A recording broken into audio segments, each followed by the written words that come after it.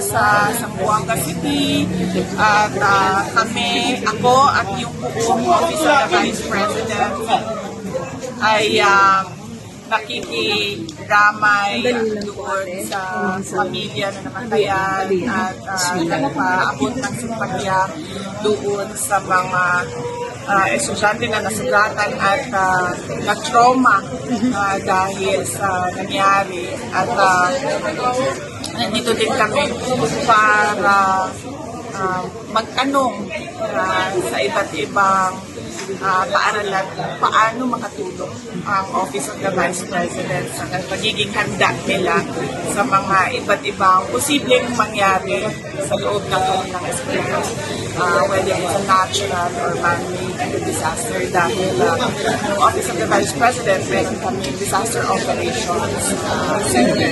At yung mga ganyan na mga pangyayari tulad ng pamamaril ay kinukonsidera namin isang trahedya, isang kalamidad, isang disaster. Madami tayong dapat gawin. Unang-una, meron tayo dapat psychosocial wellness program sa loob ng ating mga paaralan.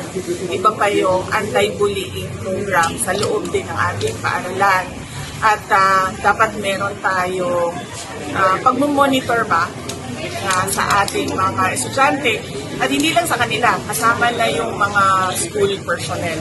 Kasi posibleng sa kanila din magagaling yung ating mga active shooters. So lahat ng buong community sa loob ng paaralan, dapat meron tayong pag-monitor. Kung kailangan ba nila ng tulong, kailangan nila ng therapy, kailangan nila ng counseling. So dapat nakaka-catch yun ng ating mga school authorities. Would you support banning minors in using social media? Ang pagbaban kasi dapat nandito sa side ng provider no? So kung gagawa tayo ng batas, dapat ipagbawal natin doon sa mga platforms na mag-register yung mga minors doon sa kanila. Dahil hindi natin magawa na ipagbawal yun pa isa-isa sa lahat ng kabataan natin. You have to remember, we have about 25 to 29 million students in schools. So dapat pag-usapan natin o ipasa natin ang batas na ipagbawal ang minors sa social media. Doon ang regulation ng government